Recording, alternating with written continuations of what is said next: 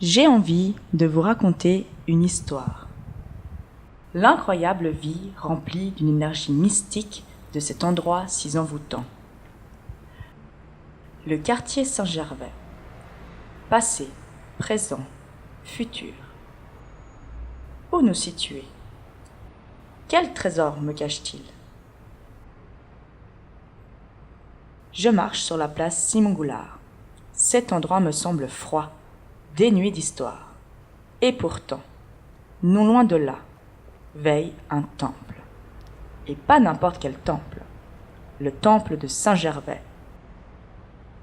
Haut lieu de mémoire spirituelle et historique. Je cherche à en savoir plus, et ma conquête de connaissance de ce lieu saint m'embarque dans un voyage long de 4000 ans.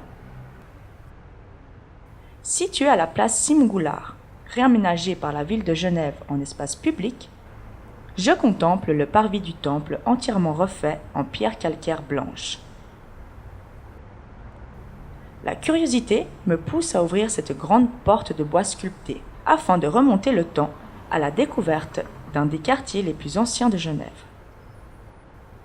Témoin des différents courants religieux qui ont traversé Genève depuis des siècles, ce site abrite aujourd'hui de précieux vestiges archéologiques à découvrir. Le temple de Saint-Gervais s'élève à l'emplacement même d'un sanctuaire du IVe siècle et sur les fondations d'une église romane du Xe siècle.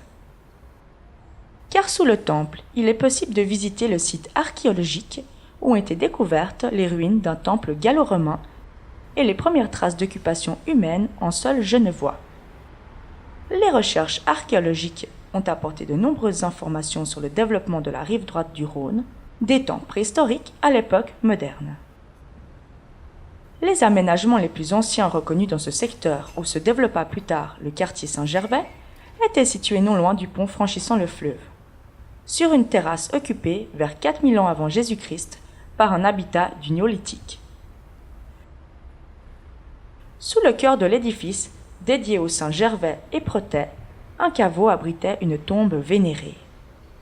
La crypte de Saint-Gervais a subi plusieurs transformations et constructions, mais elle reste un des monuments les plus rares de l'architecture chrétienne primitive de nos contrées. Au fond du dédale, un autre caveau renferme les ossements des héros de l'escalade. Ces restes proviennent du cimetière athénan qui fut désaffecté à la fin du XIXe siècle. Ils reposent là, entre les Celtes, les Romains et les premiers chrétiens. Il faut remonter à la lumière du jour pour trouver leur nom gravé sur le mur du temple, côté rue.